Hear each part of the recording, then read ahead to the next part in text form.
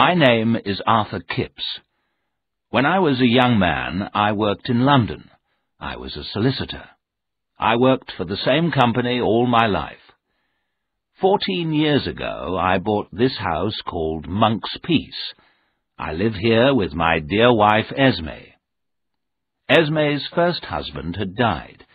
She was a widow when I married her. I became the father of her 4 young children. Our years at Monk's Peace have been happy ones. It was Christmas Eve. All the family were at Monk's Peace for the holiday. We were all sitting by the big fire at the end of the day. I was in my armchair, listening to the laughter and the talking. "Wake up, Father!" someone called. "We're going to tell ghost stories." The lights were turned off. Suddenly the room was dark and shadowy. I smiled as I listened to the young people's stories. The stories were full of horror, but they did not frighten me. They were not true. Then I remembered. I remembered terrible things. These memories were terrible because they were true. "Tell us a ghost story, Father," someone cried. "You must know one story." I stood up, cold and shaking. "No, no," I shouted. "I have no story to tell." I hurried from the room, away from them all. I went out into the garden. I stood there in the cold and in the darkness. My heart was beating fast. I was shaking with fear. Will I never forget? Will I never find peace? How can I find peace? There is only one way. I must write down my terrible story, all the horror, everything. Then I will find peace. I turned and walked back into the house.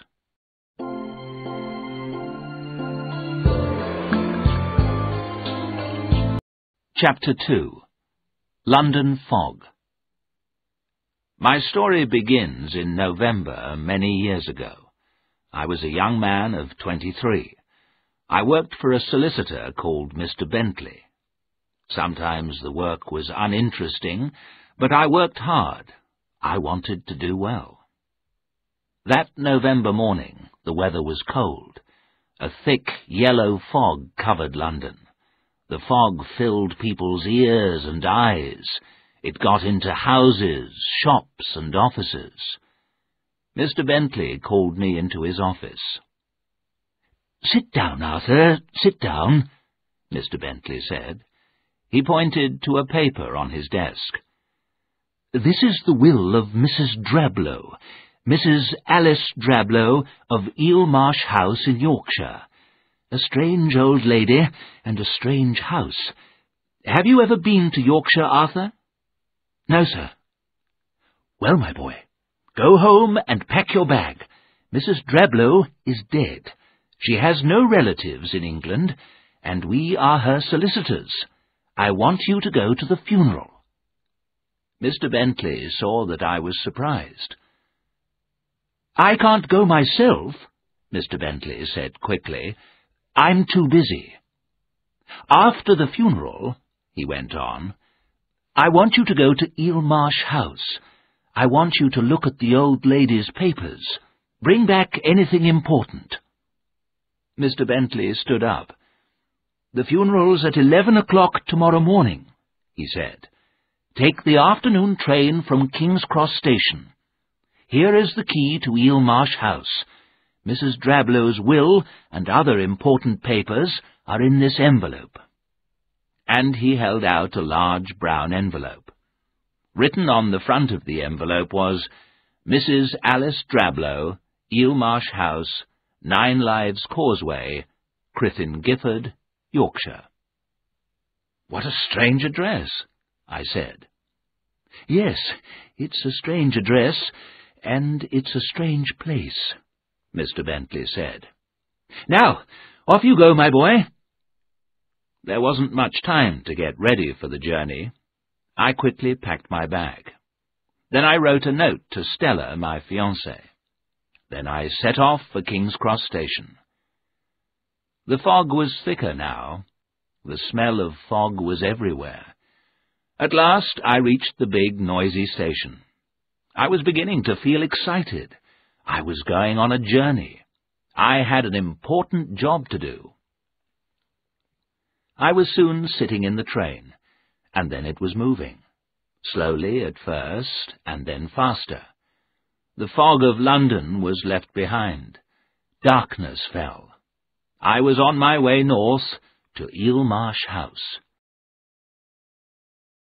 I changed trains at Crewe. Then I changed trains again at a small town called Homerby in Yorkshire. The air was cold. The wind blew rain on my face. The little train I got into at Homerby was old and dirty. I put the brown envelope on the seat beside me. I opened my newspaper and began to read. A few minutes later, a big man with a red face got into the carriage. He sat down as the train began to move out of Homerby. "It's cold in here," I said, "but I've left the fog of London behind me." "We don't have fogs here. We have mists. The mists come in from the sea," the big man said. We sat for a few moments in silence. Then I saw the big man look at the envelope on the seat beside me. "Drablow," he said. "Are you a relative?" "No, I'm a solicitor," I said. "I'm going to the funeral." "You'll be the only one there, Mr.—" "My name's Kipps, Arthur Kipps," I told him. "I'm Samuel Daly," the big man said. "Didn't Mrs. Drablow have any friends?" I asked.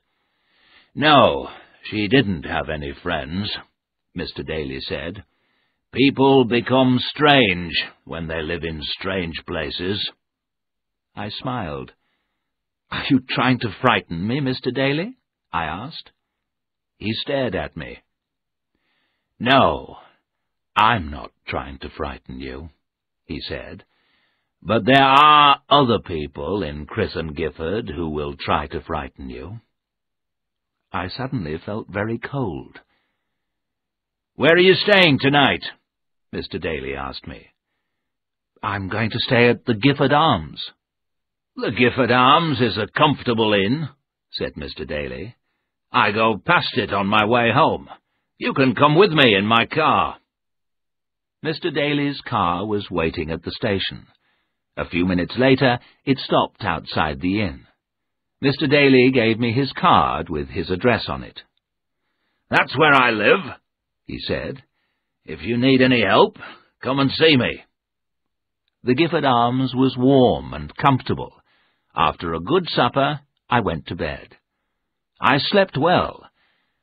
Thank God I did. I never slept so well again.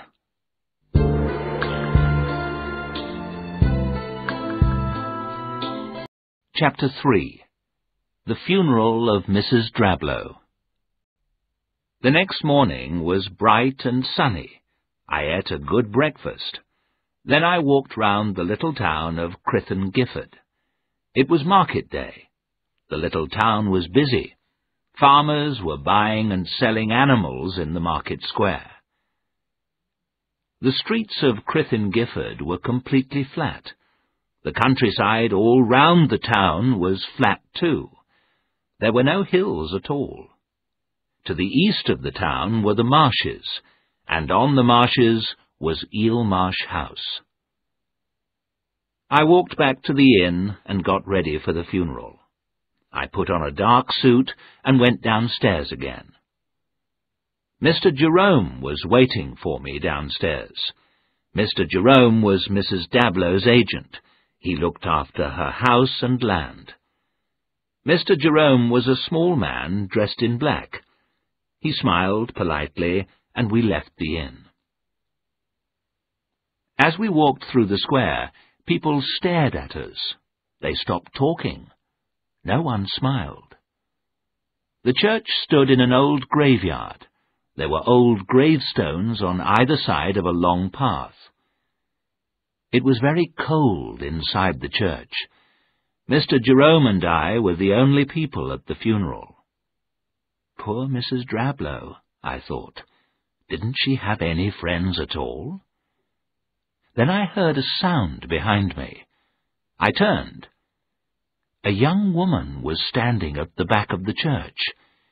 She was dressed in old-fashioned black clothes of 60 years ago. A large, old-fashioned bonnet covered her face. She raised her head and looked at me.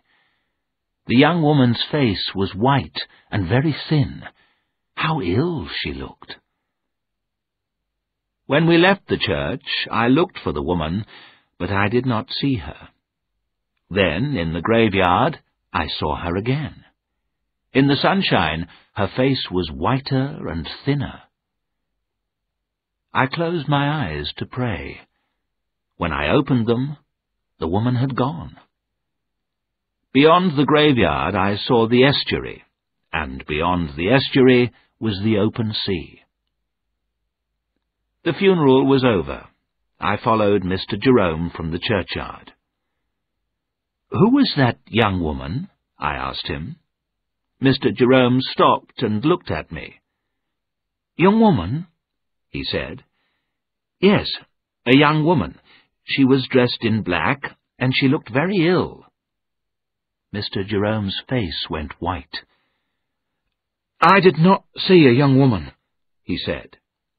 I looked behind me. The young woman was standing beside Mrs. Drablow's grave. "Look, there she is," I said. Mr. Jerome made a strange sound. He did not turn round to look at the woman. He held my arm tightly. He began to shake. "Mr. Jerome!" I cried. "Are you ill? Let go of my arm, and I'll bring a car for you." "No, no!" he cried. "No, sir. Stay with me." After a few moments, Mr. Jerome spoke again. "I'm very sorry, sir," he said quietly. "I felt ill for a moment. I can go on now." We walked slowly back to the Gifford Arms. "Are you taking me to Eel Marsh House, Mr. Jerome?" I said politely.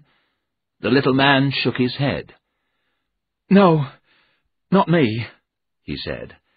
"Keckwick will take you. You have to go across a causeway to get to Eel Marsh House. When the tide is in, the sea covers the causeway. You can't get across. You can only cross the causeway when the tide is out. That will be after 1 o'clock. "There may be a lot of papers to look at," I said. "I may stay in Eel Marsh House tonight." "You will find the inn more comfortable," Mr. Jerome said quietly.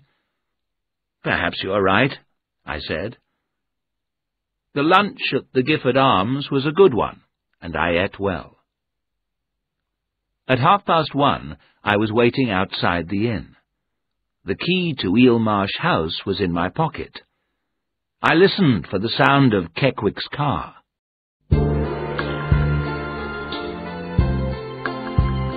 Chapter 4. Eel Marsh House. After a few minutes, a pony and trap came into the square. It stopped beside me. "Mr. Kipps," the driver said. "Are you Keckwick?" I asked. I was surprised that Keckwick did not come in a car. The man nodded his head. I got into the trap. The ponies started off at once. We drove quickly through the quiet little town. We passed the churchyard and were soon in open country. The country around the town was completely flat. There was a beautiful grey sky above us. After a time we reached the marshes. The marshes were strange and beautiful. No trees grew in the marshes. There was water everywhere.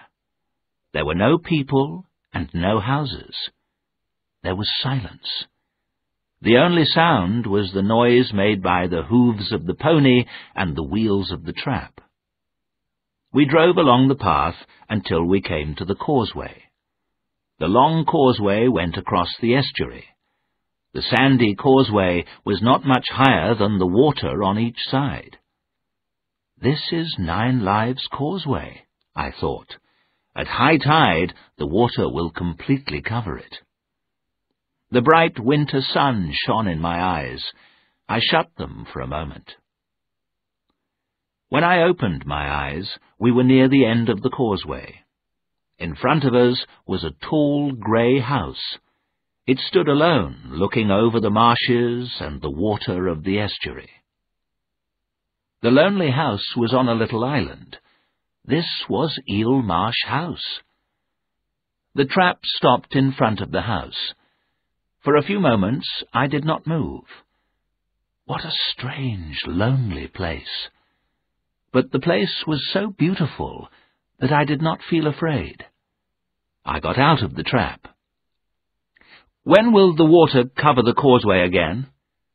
"In 2 hours," Keckwick answered. I did not want to leave so soon. I wanted more time in this beautiful place. 2 hours won't be enough time for me to do my work here," I said. "I'll come back here again tomorrow. I'll bring food and drink with me and stay for a day or two. But now that I'm here, I'll have a look round the house. What are you going to do? Will you wait here or come back for me later?" Keckwick did not answer. He turned the pony and trap round and drove off. I watched the trap going back across the causeway. I was alone. I stood there without moving. The key to the house was in my hand. A seabird flew by. It gave a cry. Then there was silence again. What a place to live, I thought. Perhaps one day Stella and I will stay here. I wanted to be with her in this beautiful place. There was a field behind the house. It went from the house to the water. The setting sun made the water red. The wind from the sea was getting colder. At the end of the field I saw a little church. It looked very old. It had no roof, and its walls were broken. Some old gravestones stood round the old building. It was beginning to grow dark. It was time to go inside the house. And then I saw the young woman again.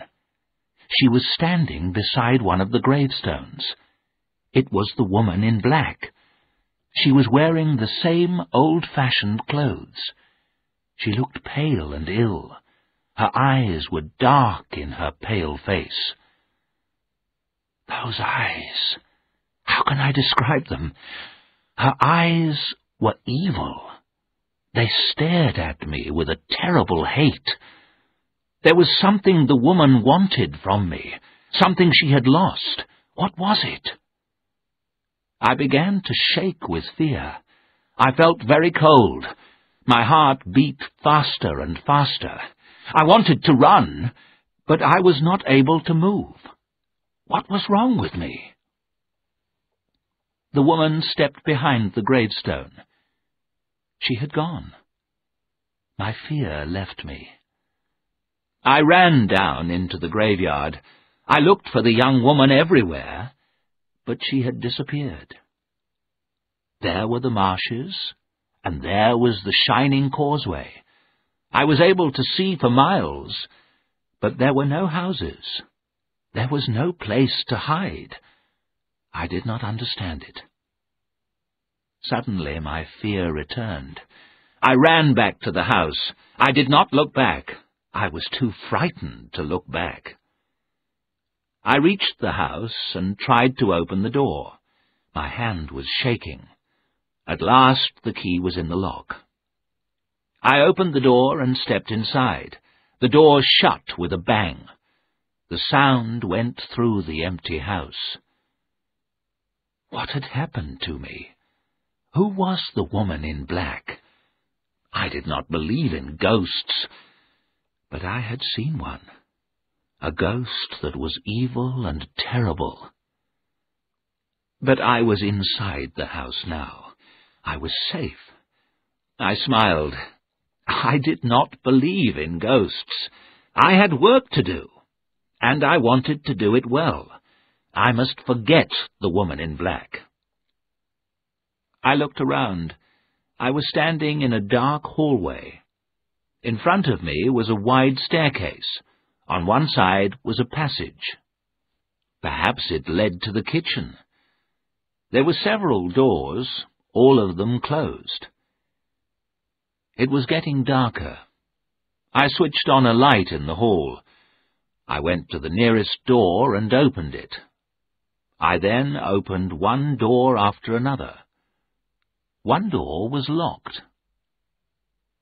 There was old furniture in every room. It was all large and heavy. There were old pictures on all the walls. Every room had desks and cupboards. And my job was to look through all of them. There was a damp smell in the house. Some of the rooms had not been used for many years. The whole house was dark and shadowy. Mrs. Drablow had lived here alone, I thought. I was not surprised that people said she was strange. I pulled up the blinds at every window. From each window I was able to see the marshes and the estuary. It was a beautiful place, but silent and lonely. I used the keys to open some desks and cupboards. All of them were full of papers. I was sure that some of these papers were important. I had to look at all of them. This job will take a long time, I thought. It was too late to start work that afternoon. I looked at my watch. Keckwick was not coming back for another hour. I decided to walk back along the causeway. I was able to see the path from the window. It went straight ahead. It was not possible for me to lose my way. I was sure to meet Keckwick on the way. I went back into every room. I pulled down the blinds. I turned off all the lights. I locked the front door behind me. Then I started to walk along the causeway.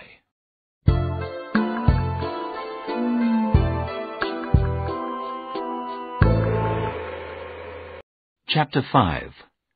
The Cry of a Child. Outside the house, everything was quiet. I looked back once, but I did not see the woman in black. The causeway was dry, but the tide was coming in. The water on either side of the causeway was higher now. As I walked on, I felt very alone. The path over the causeway seemed longer, too. I walked faster. The sky and the water were beautiful in the grey light. Then I saw the sea mist. The sea mist was moving quickly over the marshes. In a few moments, the sea mist covered everything. It was a damp, white mist. It was very different from the yellow fog of London. The mist moved about in front of my eyes. Soon my hair and clothes were wet. Now I saw only a short way in front of me. I looked back. I was not able to see Eelmarsh House. It had completely disappeared in the mist. I walked on very slowly, then I stopped. If I went on, I might walk off the causeway into the deep mud. I decided to go back. But going back was difficult too. The mist was moving all round me. Where was the house? Was I going the right way? I felt very afraid. And then I heard the Pony and Trap. Thank God! Keckwick was coming back for me. I stopped and waited. But now the sounds of the Pony and Trap were going away from me. Now the sound was coming from somewhere on the marshes. What was wrong? Had Keckwick gone off the path? I stood very still. For a moment there was complete silence. Suddenly a pony shrieked with fear. Then I heard a sound I shall never forget. The terrible cry of a child in fear of death. And now the trap was sinking. There was a strange sucking sound. The trap was going down under the mud, and still the child cried out. There was nothing I could do. I shouted, but no one answered. How could I find the trap in that terrible mist? It was impossible. I had to get back to the house. If I turned on all the lights, someone might see them. Someone might help. It was dark now. The mist was thicker, too. I heard the sea-water moving nearer. At last I was standing on hard ground in front of the house. I found the front door and opened it.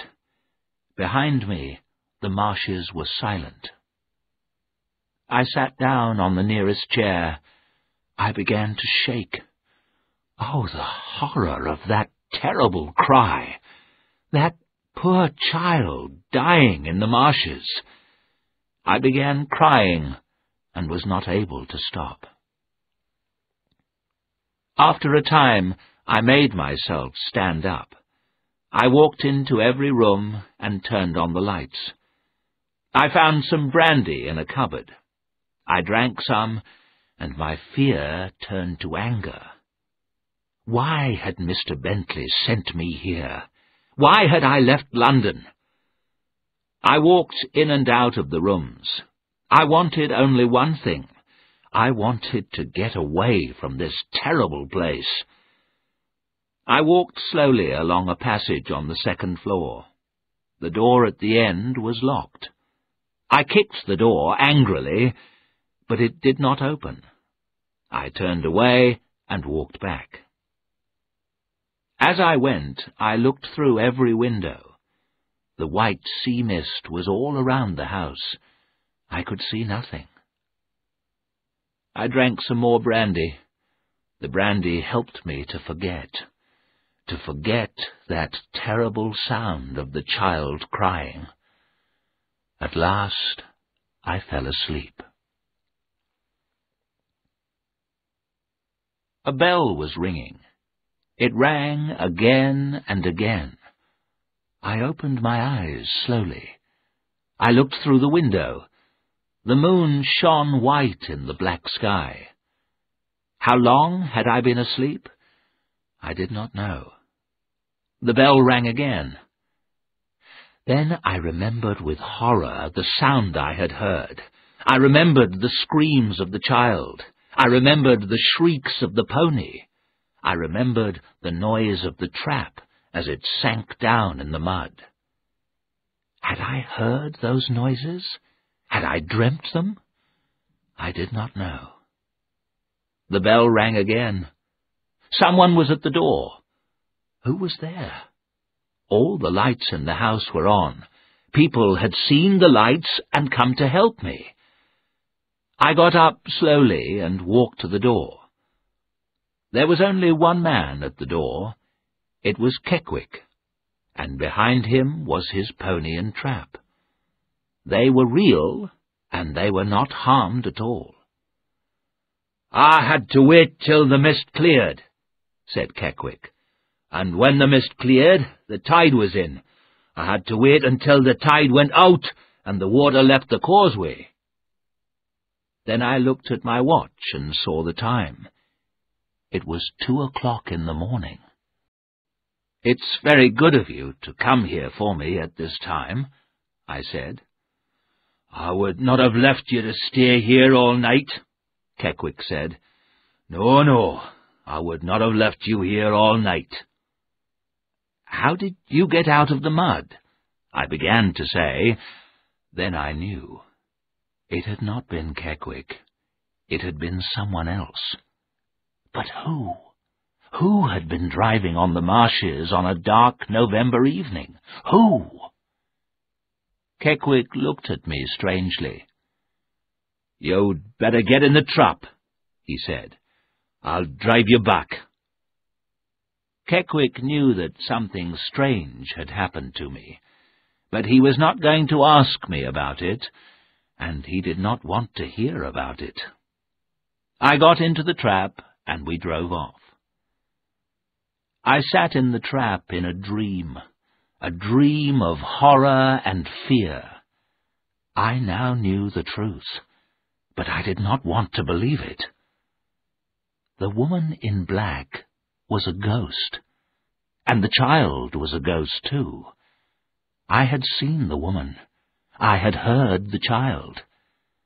They had died long ago, but they did not rest in peace. The innkeeper of the Gifford Arms had not gone to bed. He was waiting up for me. He let me in without a word. It was after 3 o'clock in the morning when I got to bed. I slept, but in my dreams I heard the cry of a child. I stood once more in the white sea mist, and always near me was the woman in black.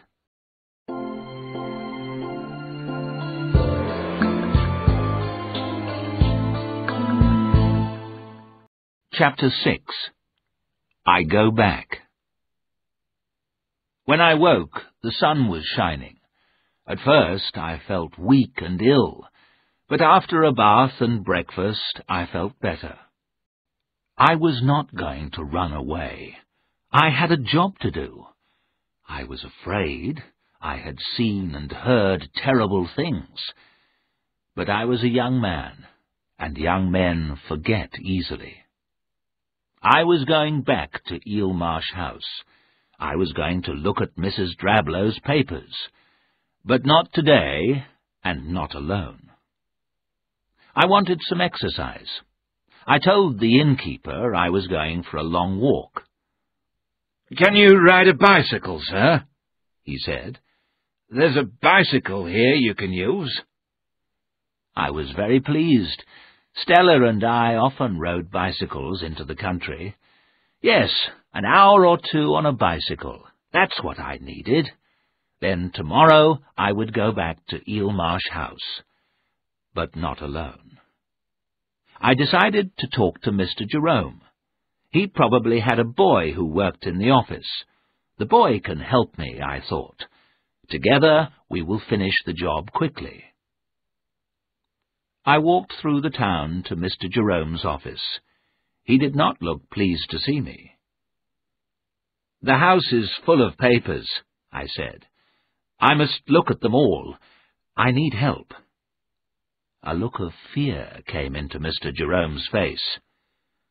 "I can't help you, Mr. Kipps," he said quickly. "But can your office boy help me?" I said. "I don't have an office boy," Jerome answered. "Well, any other boy in the town," I said. "I'll pay him, of course." Mr. Jerome stood up. His face was white. "You will find no one to help you! No one!" he shouted. "I think I understand you, Mr. Jerome," I said. "No one in this town will stay at Eel Marsh House. Everyone is too afraid of seeing—" I stopped. "The woman in black?" Mr. Jerome said. "Yes," I answered. "I saw her again." "Where?" he whispered. "In the graveyard behind Eel Marsh House. But she's not going to stop me, whoever she is, or was." I laughed. My laugh did not sound true. "I must be brave, Mr. Jerome," I added. "I'm not going to run away." "That's what I said," the little man replied very quietly. I did not understand him. "Well, I'll go back alone," I said. "Perhaps I'll not see the woman again." "I pray that you do not," Mr. Jerome said slowly. "I pray that you do not." I went back to the inn. I wrote a letter to Mr. Bentley. I told him I wanted to stay for a few days. I said nothing about the woman in black. Then I took the bicycle and rode off. The weather was perfect for cycling. The wind was cold, but the air was bright and clear. I decided to ride west, away from the marshes. I was going to ride to the next village and have lunch there. At the end of the town, I looked to the east.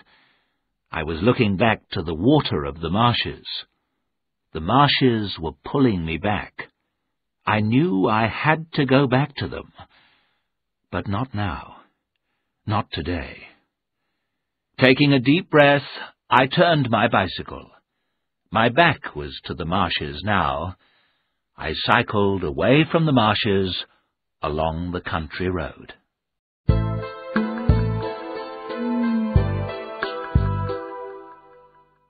Chapter 7. Dinner with Mr. Daly. I rode back to Crythin Gifford about 4 hours later. I was feeling happier. Eelmarsh House did not frighten me now. I knew I was brave enough to go there alone. The sea mist and loneliness of the place had frightened me. How silly I had been to be afraid. That would not happen again.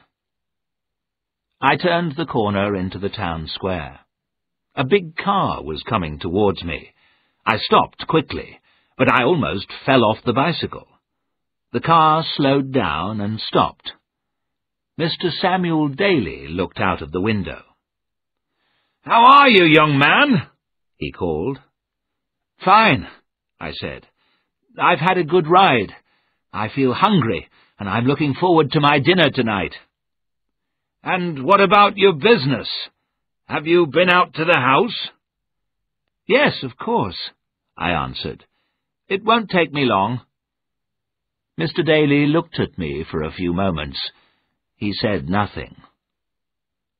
"I'm enjoying the work," I went on quickly. "It's all very interesting, but there are many papers to look at." Mr. Daly went on staring at me. "Mr. Kipps," he said, "those are brave words, but I don't believe them. Come to my house for dinner tonight. The innkeeper knows where I live." He sat back, and the car drove on. Mr. Daly's words did not make me change my mind. I was going back to Eelmarsh House. I went shopping in the town. I bought tea, coffee, and bread. Then a large torch and rubber boots. I wanted to be ready for anything at Eelmarsh House. I told the innkeeper what I was going to do. "Tomorrow," I said, "I'm going to go to Eelmarsh House. I'm going to stay there for 2 nights. Can I use your bicycle?" The innkeeper nodded. He said nothing, but he looked at me sadly. In the evening I cycled out to the Daly's house. It was a very large house. Mr. Daly was clearly a rich man. Mr. Daly and his wife gave me a friendly welcome. The food and drink were very good. All through dinner, Samuel Daly talked about himself. He had worked hard all his life. Now he owned land and houses. I told him about Stella and our plans for the future. After dinner, Mrs. Daly left us. Until then, Mr. Daly had not spoken about Mrs. Drablow or Eelmarsh House. He filled my glass and his own with wine. "You're a fool to go on with it," he said. I knew what he meant. "I've got a job to do, Mr. Daly," I said, "and I want to do it well." "Listen to me, Arthur," Daly said. "There are stories about that place. Stories I'm not going to tell you. You'll hear them from other people. Perhaps you've heard them already. You've been out to the house, haven't you?" "Yes, I've been there," I answered, "and I heard and saw things I cannot understand." And then I told him everything. Mr. Daly listened carefully, but said nothing. "I think the woman in black is a ghost," I said. "She made me afraid. She has the power to make people afraid. But that is all. She did me no harm." "And what about the pony and trap? The child's cry?" Daly asked. Yes, I thought to myself, the child's cry was the worst of all. But I did not say that to Mr. Daly. "I'm not running away," I said. "You shouldn't go back," Daly said. "I must." "Then don't go alone." "No one will go with me," I answered. "I'll be all right. After all, Mrs. Drablow lived there alone for 60 years. "Alone? I wonder," Mr. Daly said. He stood up. It was time for me to go. A servant brought my coat. When the man had left, Daly said, "Are you really going back to that house?" "I am," I answered. "Then, if you must go, take a dog," Daly said. I laughed.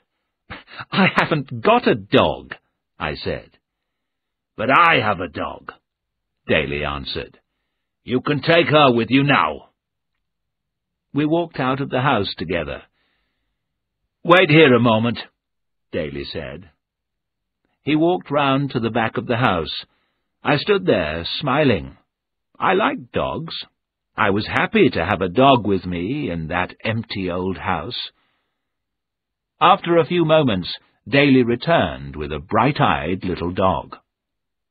"Take her," he said. "Bring her back when you've finished." "What's her name?" "Spider." Hearing her name, the little dog wagged her tail. "Thank you," I said. "Come on, girl. Come on, Spider." I began to walk away. The dog did not move. She looked at Daly. "Go on, girl," he said. Spider ran over to me at once. Waving goodbye, I got on my bicycle. Then, with Spider running behind me, I rode back to the town. I felt happy and safe. I was looking forward to the morning.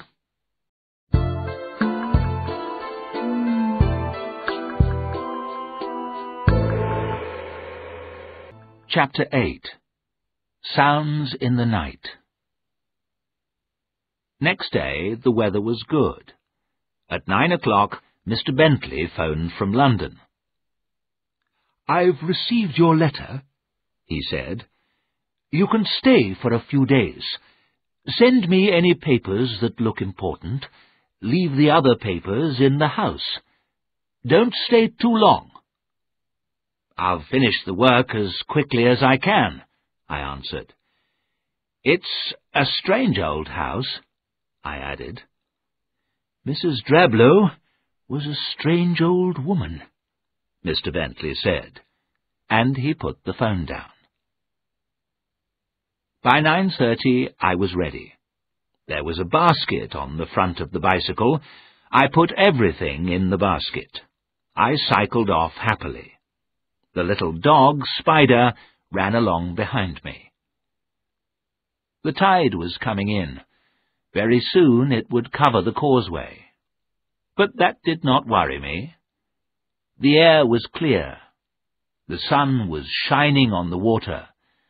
Seabirds were flying and calling over the estuary. I was soon at Eel Marsh House. I opened the windows. I lit fires in several rooms. Then I sat down at a big desk. The desk was in front of a window. I could see the sky, the marshes, and the water. I started work. The desk was full of papers. Most of them I threw away, but I kept a few to look at later. I opened a cupboard, and then another. Papers. More and more papers. I looked at everything carefully. I worked hard all the morning. At 2 o'clock I had some lunch. Then I called Spider, and we went outside. I walked down to the old graveyard. Spider ran up and down. She was happy too. I tried to read the words on the gravestones, but they were too old. Most of the words were difficult to read. The writing on one stone was a little clearer. Some letters were worn away, but I could read most of the words. 2 people were buried here. I wondered who they had been. I looked around me. It was a sad place, but I did not feel afraid. The air was colder now. I went back to the house, and Spider followed me. I was soon back at my desk again. I read paper after paper, but there was nothing important. I made myself a cup of tea. I went on working. When it was dark, I closed the curtains. I turned on every light in the house. I put more coal on the fire. I brought papers from other rooms. Papers! So many papers! Mrs. Drablow had thrown nothing away in 60 years. It was getting late, but I went on working. I'll be finished in a day and a half, I thought to myself. Then I'll return to London and my dear Stella. At last I was too tired to go on. I took a book to read in bed. Then, taking Spider with me, I went upstairs. I was going to sleep in a bedroom at the back of the house. I read for about half an hour, then I turned out the light. Spider was already asleep near the bed. Some time later I woke up. The moonlight was shining into the room. Why was I awake? What had happened? I sat up, and then I saw Spider. The little dog was standing at the door. She was staring at the door, listening. The little dog was terrified, and so was I. I listened too. Yes, I could hear something. The sound came from somewhere inside the house. Bump, bump, bump. What was it? Spider looked at me, growled, and listened again. I got slowly out of bed. My heart was beating fast. I opened the bedroom door. The passage outside was dark and empty. Spider ran down the passage. I heard her sniffing at every closed door. I heard the sound again. Bump, bump, bump. It came from a passage on the left. Very slowly, I began to walk towards the sound. I opened the doors one by one. Every room was dark and silent. There was a door at the end of the passage. Spider sniffed under this door. Her growling became louder. It was the door I had found locked on my first visit to the house. It was the only door I could not open. Yes, the sound came from behind this door. Bump, bump, bump. I had heard this sound long ago. I had heard it when I was a child. What was it? Spider howled. The frightened little dog pressed against my legs. We were both shaking with fear, and still the sound went on. Bump, bump, bump. I heard another sound. It came from behind me. It came from the front of the house. The bumping noise stopped. I turned away from the locked door. Slowly and carefully, I walked back to my bedroom. Everything was quiet. The second sound had come from inside the house. I was sure of that. I looked round the room. Perhaps the sound had come from outside. I looked out of the window. I saw nothing, no one. The marshes were silver and grey in the moonlight. Did I hear a cry? I listened again. No. I felt something warm against my leg. I bent down to stroke the little dog. She was quiet again. I listened. Everything was quiet. The house and the marshes were completely silent. After a time, I went back to the closed door. I turned the handle. The door did not open. I pushed my shoulder against the door. It did not move. There was no keyhole in the door. I could not see into the room. I went back to bed, but it was a long time before I fell asleep.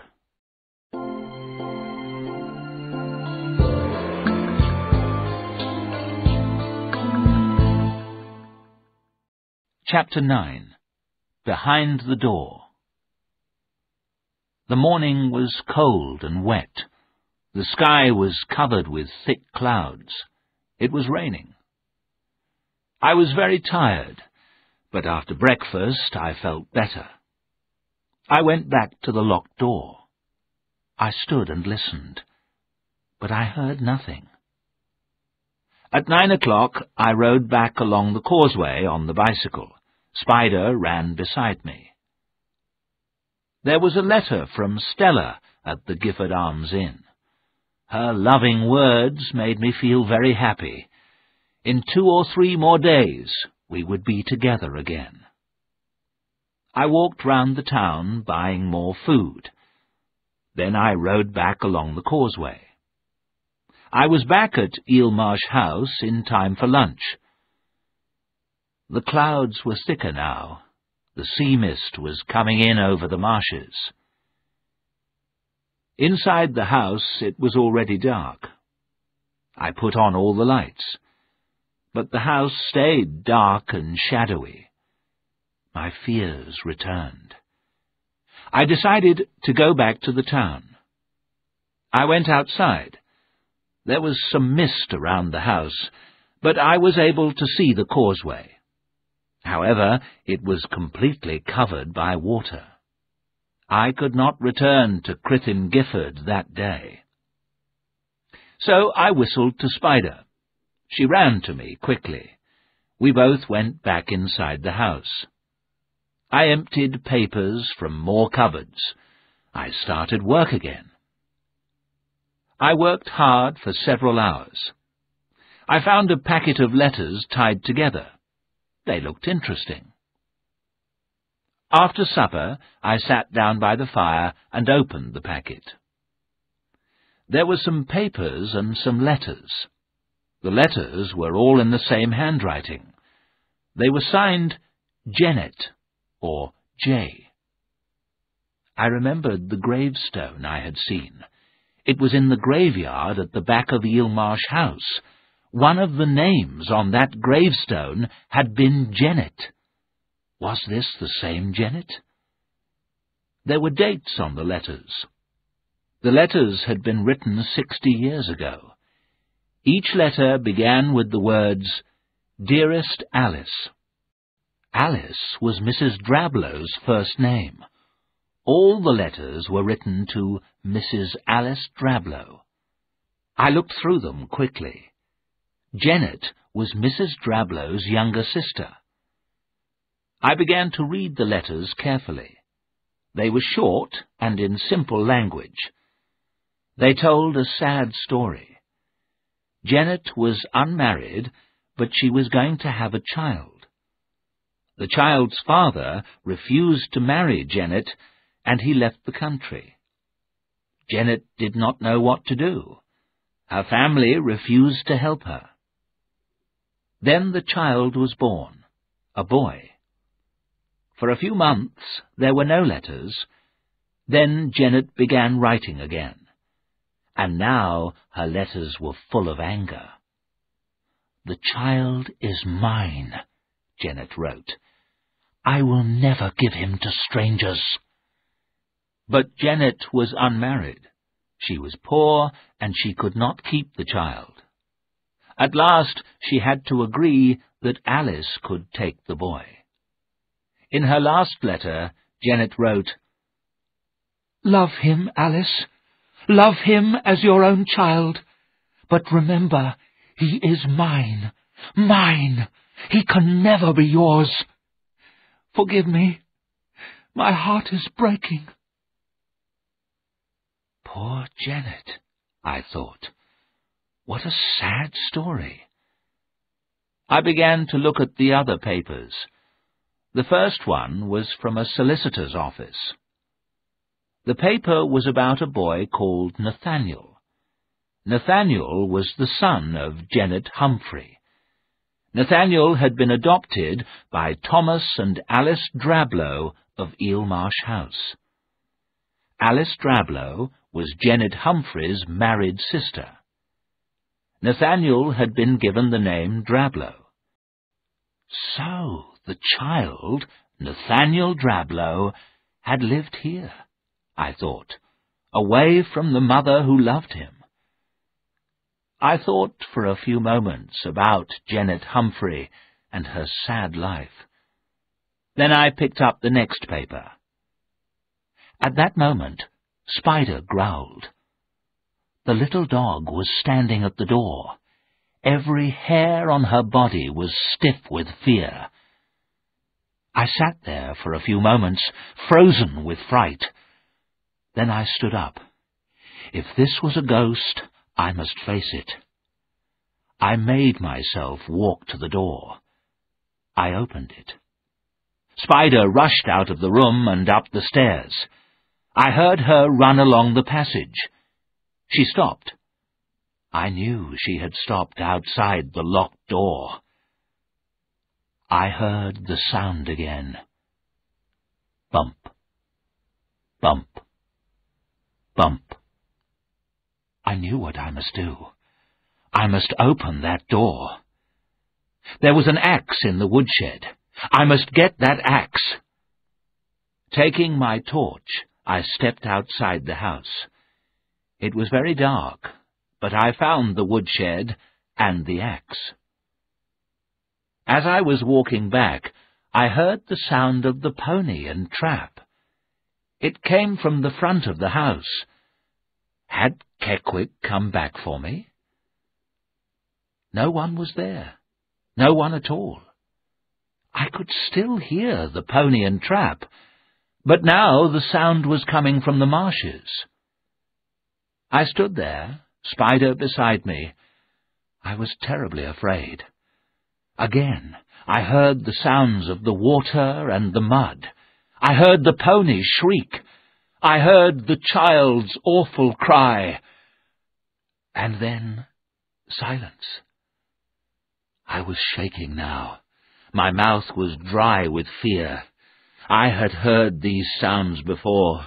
The pony and child were not alive. I knew this.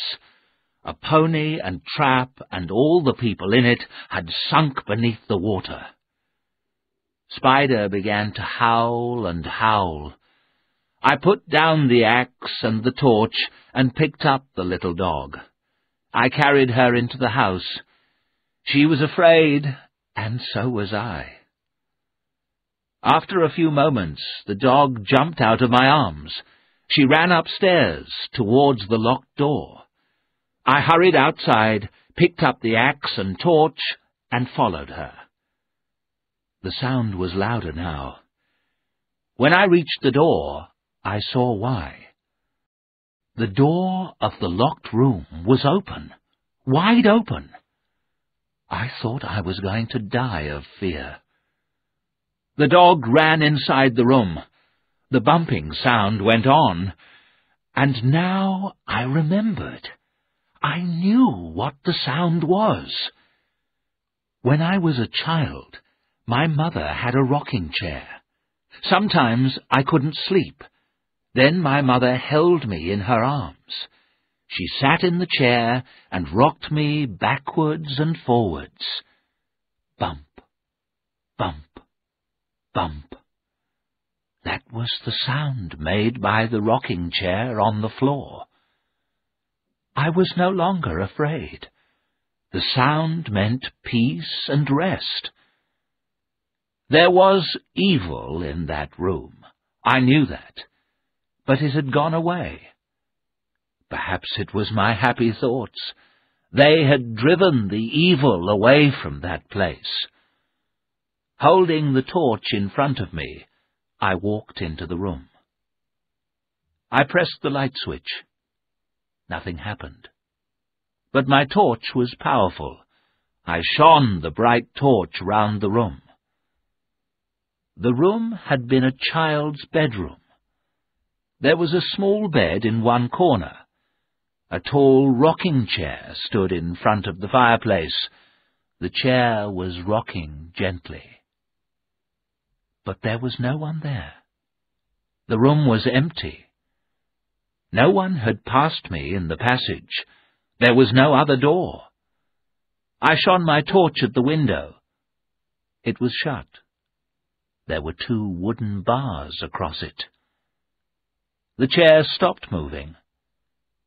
There was complete silence. The little room was clean and tidy. There were sheets and pillows on the bed. I opened a chest and a cupboard. They were both full of clothes. Clothes for a boy of 6 or 7. The clothes were beautifully made, but they were old-fashioned clothes, clothes of 60 years ago. The room was full of children's toys. They were neat and tidy. There was no dust on them at all. I saw toy soldiers and a sailing ship. There were games, paints and books, all things that little boys love. They had been here for 60 years, but everything was neat, tidy, and clean. There was nothing frightening in this room, only a feeling of sadness, a feeling of something lost. I felt sad, very sad. I went slowly out of the room. Spider followed, and I closed the door. I felt too tired to do any more work. I had a hot drink and went upstairs. The door to the child's bedroom was still closed. Everything was quiet. I went into my bedroom and closed the door.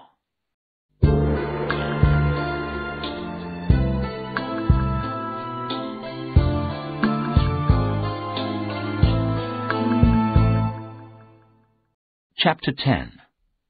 Terror on the Marshes. That night there was a very strong wind. It whistled and howled around the house. The windows shook. I slept, woke, and slept again. Then suddenly I was wide awake. I thought I heard a cry. The wind blew more loudly. Then I heard the cry again. It was the cry of a child, a cry for help, the cry of a child dying in the marshes. For how many years had the child cried out? "Rest in peace," I prayed. But that child could not. I could not sleep. I got up. I opened the bedroom door. Spider followed me into the passage. Suddenly, 2 things happened. Someone or something went past me. The wind howled louder than ever, and all the lights went out. I stood there in the darkness. I could not move. Who had gone by? Who was in the house with me? I had seen and heard nothing. But I was sure of one thing. Someone had gone along the passage to the child's bedroom. Someone dead for many years. A ghost. I had to have a light. I walked back carefully into my bedroom. I went slowly to the table near my bed. I found the torch and picked it up. But it slipped from my fingers. It fell and broke on the floor. Spider came close and touched my hand. As I held the little dog, the wind howled again. And once more, louder than the wind, I heard the child's cry. I could not sleep. I must have a light, I thought. I cannot stay here in the dark. Then I remembered. I had seen a candle in the child's bedroom. For a long time I did not move. There was something evil in the child's bedroom. But I had to go back to get that candle. I went down the passage slowly. I opened the door of the child's bedroom. Everything was quiet. I found the candle and picked it up. Now I was in the bedroom, I was not afraid. But I felt sad. I had a feeling of something lost, someone who had died. I had never had that feeling before. Why did I have it now? After a few minutes, I walked slowly out of the room. I closed the door. At once, the sadness left me. In my bedroom, I found some matches. I lit the candle. I opened my book and began to read.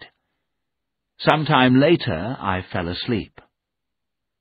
When I woke up again, the sky was light. It was morning. Spider was standing at the door. She wagged her tail and looked at me. The dog wanted to go out. I got up and dressed quickly. Spider ran to the front door. I opened the door. Spider ran out happily. The air was very cold. Then I heard a whistle, a high, clear sound. Spider heard it too. Before I could stop her, she was running.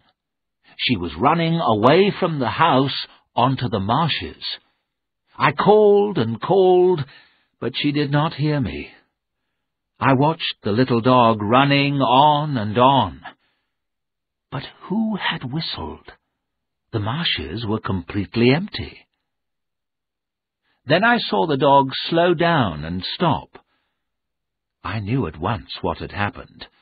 The poor animal was caught in the mud. The mud was pulling the dog down, pulling her down deeper and deeper. I could not let the little dog die. Without thinking, I ran out across the marshes towards her. The cold wind blew in my face. I could not see clearly. My feet stuck in the mud. I pulled myself free. The tide was coming in quickly. I called out to the dog. Most of her body was now under mud and water. I could not get any nearer to her. I could do nothing. We will both die here in this terrible place, I thought. No, it could not happen. Very carefully, I lay down. I stretched forward, little by little. The dog sank deeper into the mud. Just in time, I got hold of the leather collar round the dog's neck. I pulled and pulled. At last, the dog was free from the mud. We lay there, side by side, wet and muddy. We were safe, thank God. The dog was alive, and so was I. How long we lay there, I do not know. At last I got up. I began to walk slowly back to the house. As I got nearer to the house, I looked up. I saw the window of the child's bedroom. Someone was standing there, looking out. It was the woman in black. She stared at me. The hate in her eyes was terrible. I began to shake. Somehow I reached the front door of the house. Then, to my horror, I heard the sound I feared most, the sound of a pony and trap.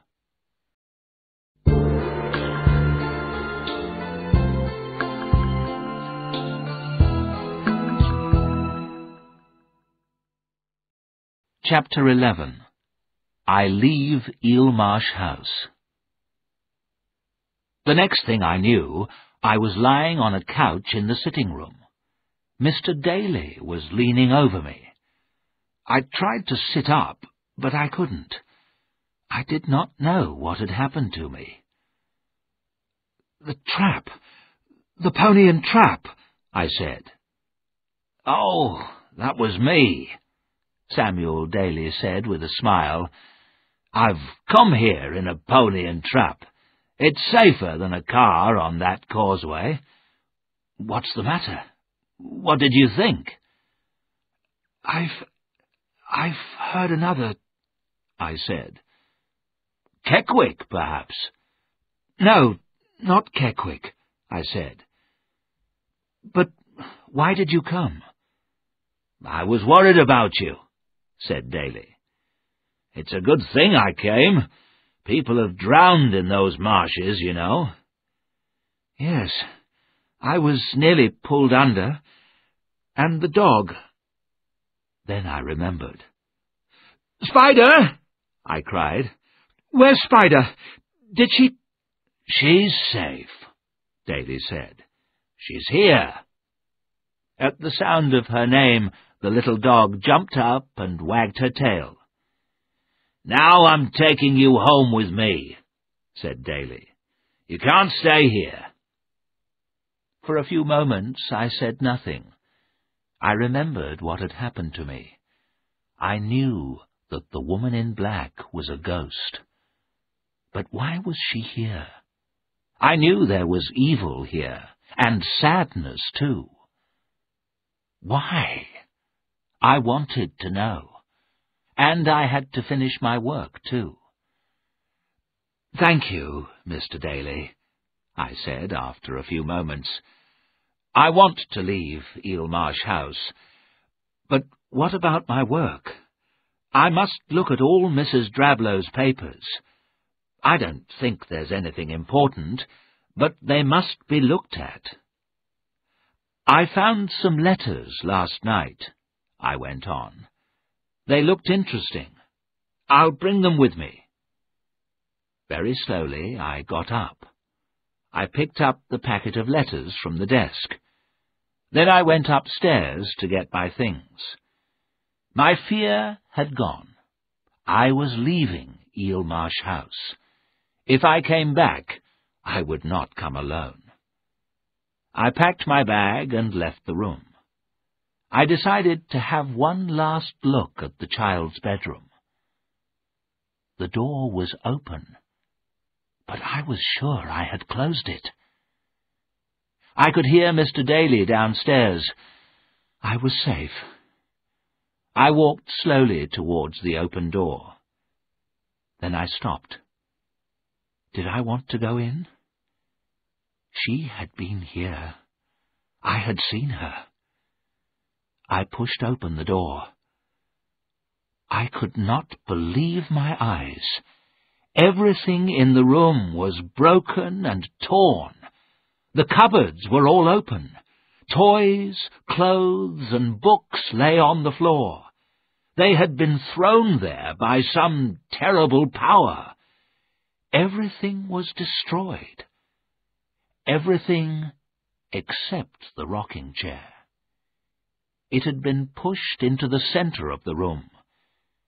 The chair was not moving now. Who or what had done this terrible thing? Feeling ill and shaking, I got into the trap beside Mr. Daly. He knew that something had happened, but he did not ask any questions. He put Spider on my knees. I held the dog tightly. Then we drove off away from the house across the Nine Lives Causeway. Everything was grey and quiet. There was no colour, no sound. I looked back at Eelmarsh House. No one was watching us. The house stood there, grey and terrible. As we crossed the estuary, I turned my eyes away. I did not want to see that terrible place again.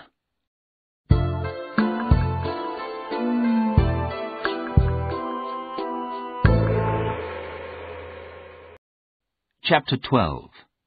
The Death Certificates.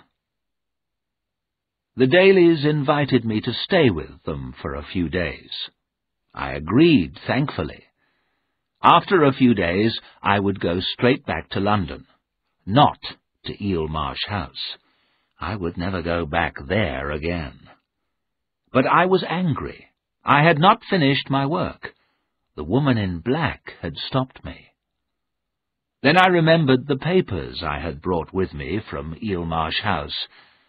The letters told a sad story. I wanted to know how the story ended.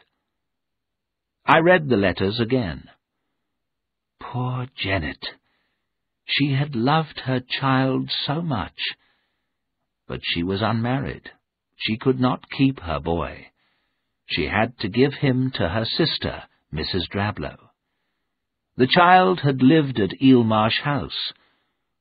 What had happened to him? I picked up the other papers and looked at them. They were death certificates. The first was for a boy. Name, Nathaniel Drablow. Age, 6 years. Cause of death, drowning. I looked at the second certificate. Rosa Judd, nursemaid. Cause of death, drowning.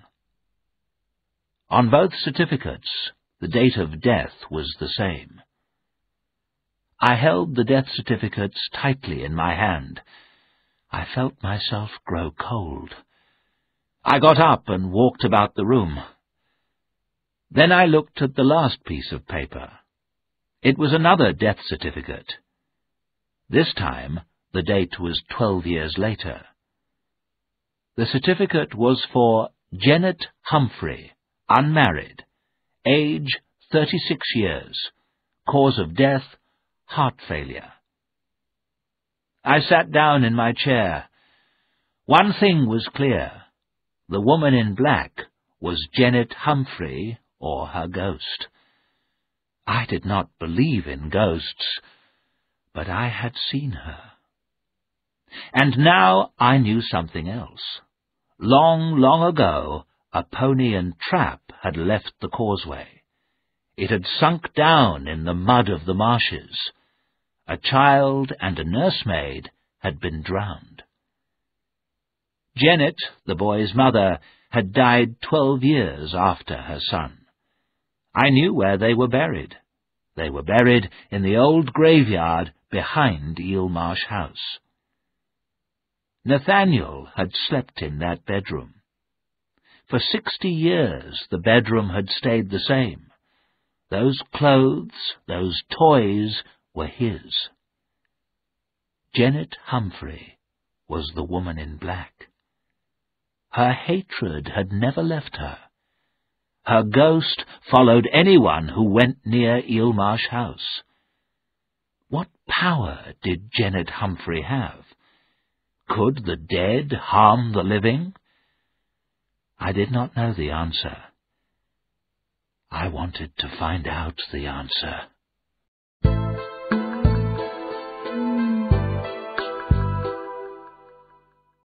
Chapter 13.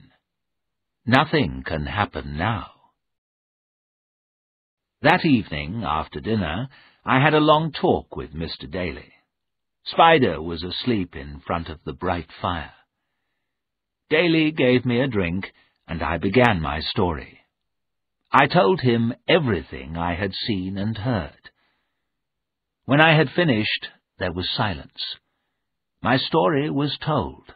I was at peace. "Well, young man," Samuel Daly said at last, "you've had an unhappy time here."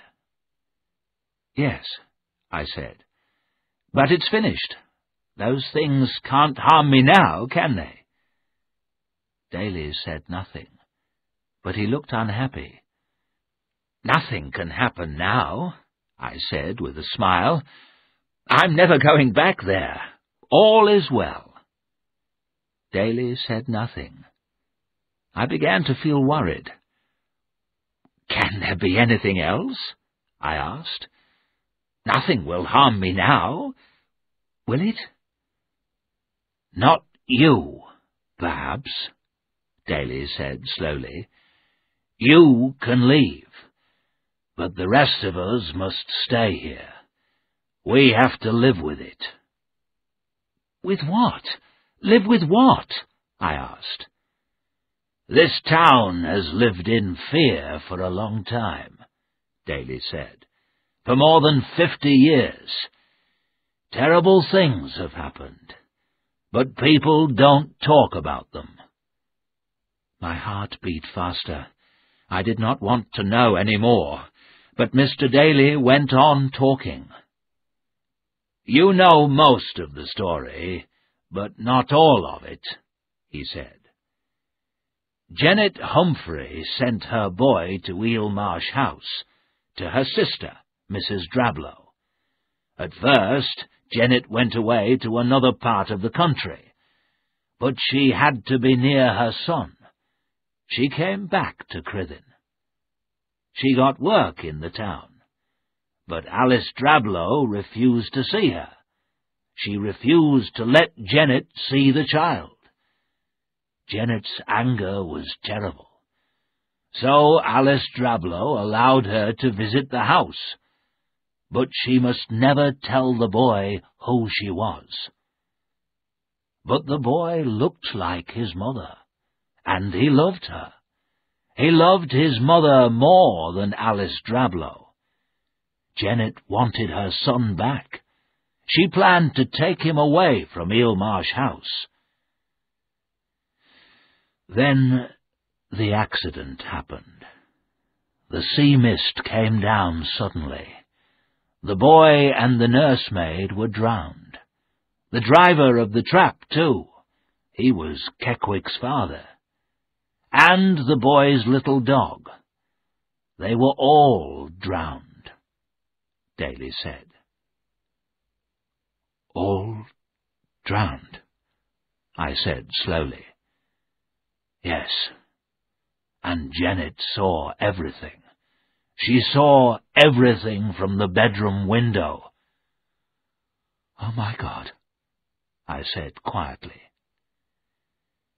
"Janet Humphrey began to go mad," Samuel Daly said. "She was mad with sorrow and anger. She said her sister had killed her son. Then poor Janet became ill. She became thin and pale. Children were frightened of her. When she died, people began to see her ghost. There is something more terrible. Each time she is seen, something else happens." "What?" I asked.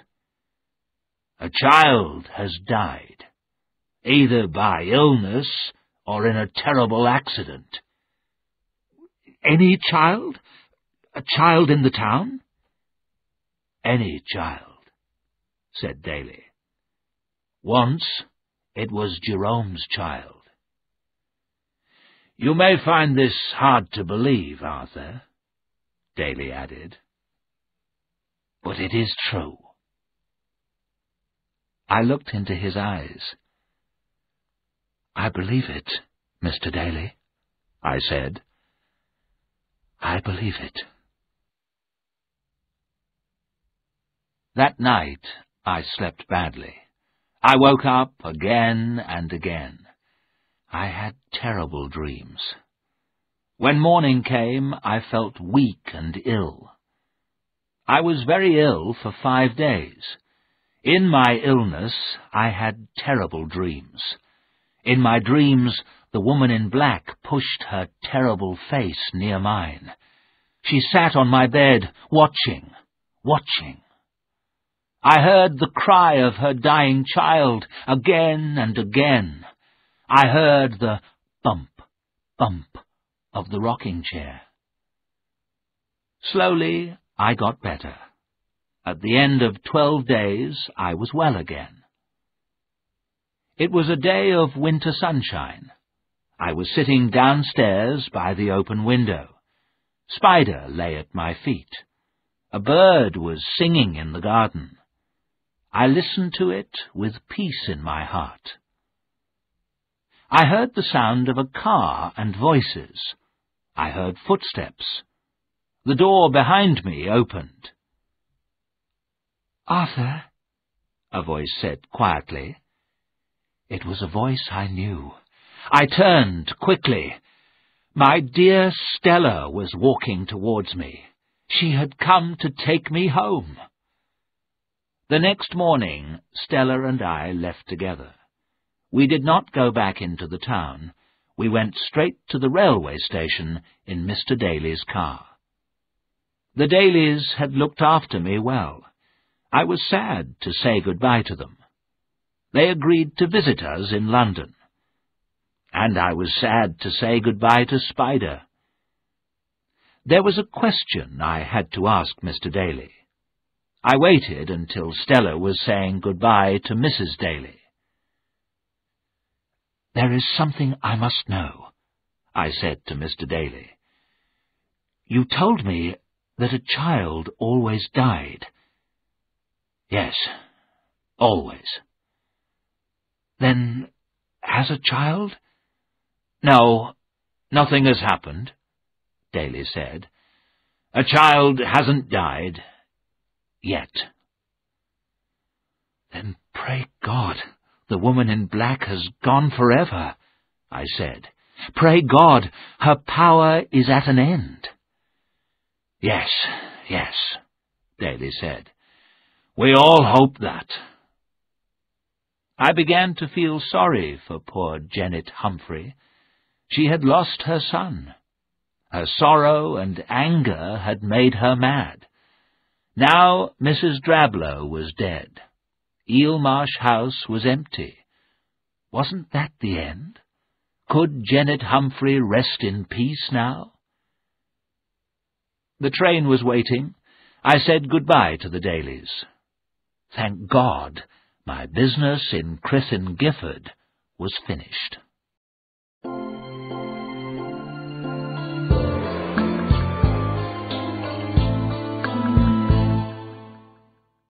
Chapter 14.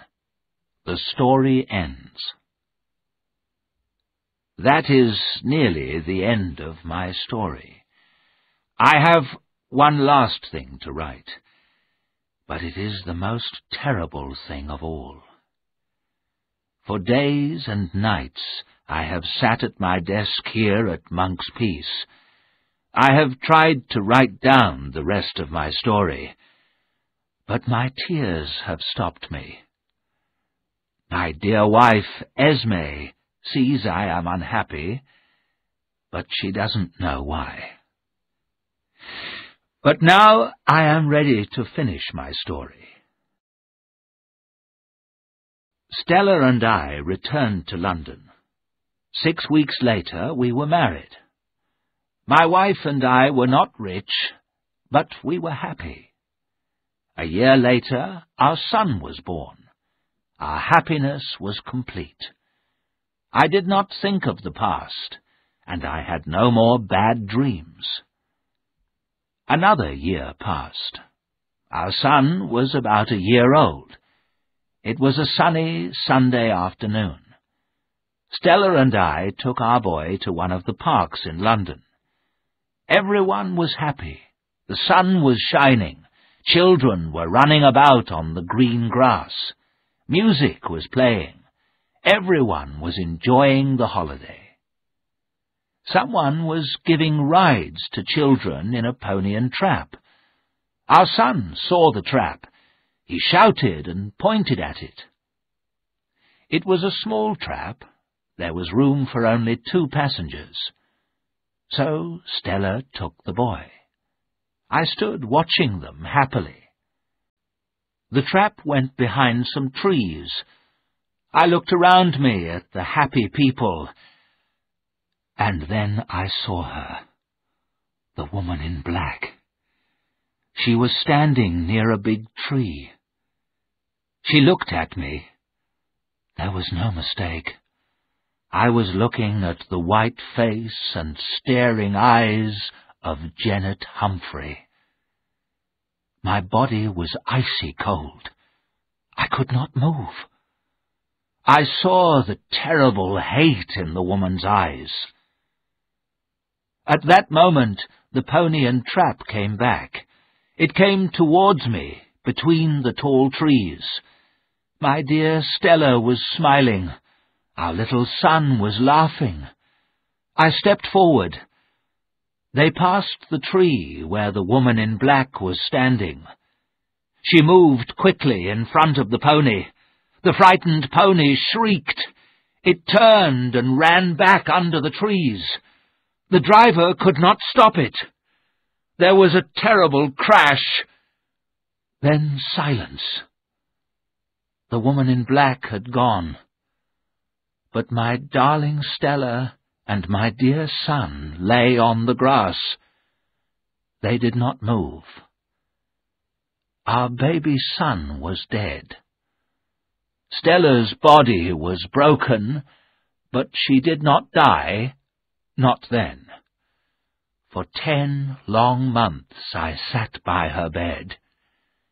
Then Stella died at last from her terrible injuries. They asked me for my story. I have told it. There is nothing more to write.